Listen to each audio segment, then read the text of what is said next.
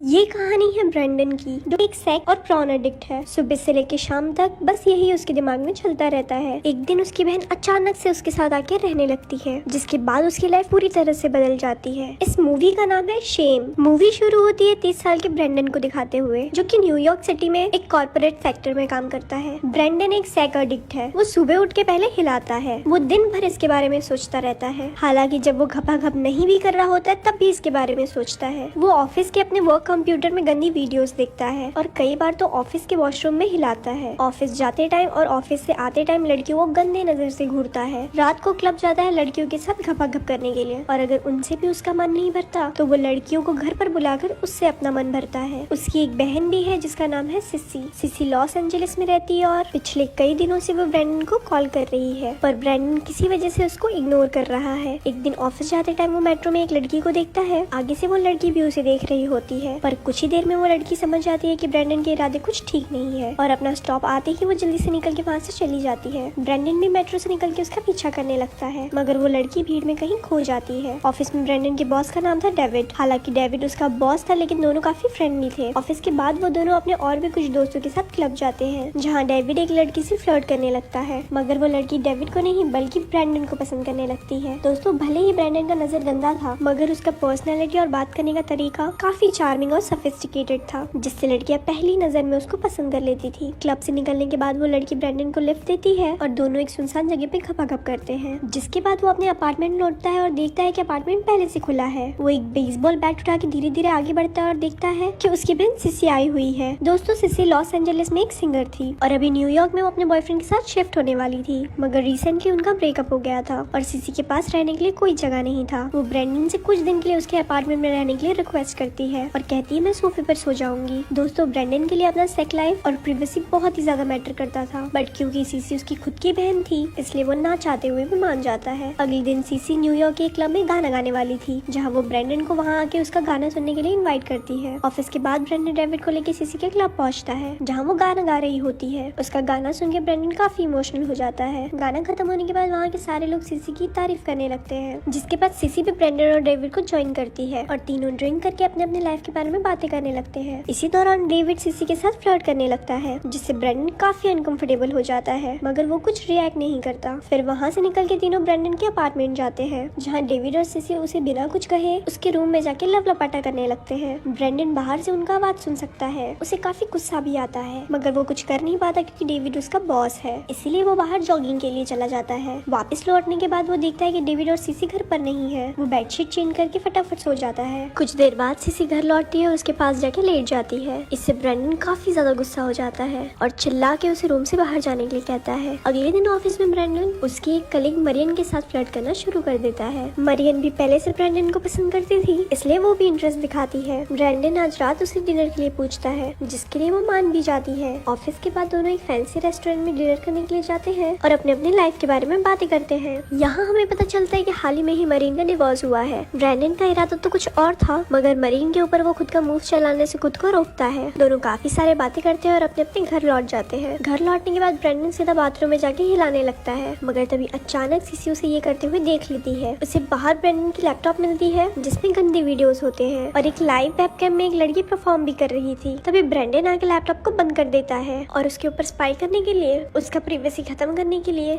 जो मन में आया उसे सुनाने लगता है। सीसी उसे माफी भी मांगती है, मगर ब्रेंडन उसके ऊपर काफी चिल्लाता है, जिससे अपसेट होकर सीसी अपार्टमेंट से बाहर निकल जाती है। इसके बाद ब्रेंडन अपने लैपटॉप के साथ साथ सारे सीडीज, मैगजीन और सेक्स टॉय को एक थैली में भर के डस्टबिन में फेंक देता है। अगले दिन ऑफिस में जाके ब्रेंडन सीधा मरियम से मिलता है और उसको किस करता है। फिर दोनों एक बढ़िया होटल रूम में जाते हैं, जहाँ ब्रेंडन मरियम से छुप के पाउडर लेता है, जिसके बाद दोनों बिस्तर गर्म करने लगते हैं, मगर ज्यादा पाउडर लेने के कारण ब्रेंडन उसे पूरी तरह से सेटिस्फाई नहीं कर पाता, जिससे वो डिसअपॉइंट होकर वहाँ से चली जाती है। पाउडर का असर खत्म होने के बाद ब्रेंडन वहाँ एक लड़की को बुलाता है और अपने आप को सेटिस्फाई करता है। फिर वो घर आके कार्टून देख रहा होता है, तब सीसी बाहर से आती है। वो डेविड को कॉल करने की कोशिश कर रही थी। ब्रेंडन उसे कहता है तुम डेविड से दूर रहो क्योंकि वो मेरा बॉस है और उसका एक फैमिली भी है। सीसी उससे माफी मांगती है मगर ब्रेंडन और भी ज्यादा चिढ़ जाता है। वो कहता है मुझे नहीं पता तुम कहाँ जाओगी लेकिन तुम कल ही इस घर को छोड़ के यहाँ से चली जाओगी। सीसी कहती है तुम मेरे भाई हो, हम फैमिली है,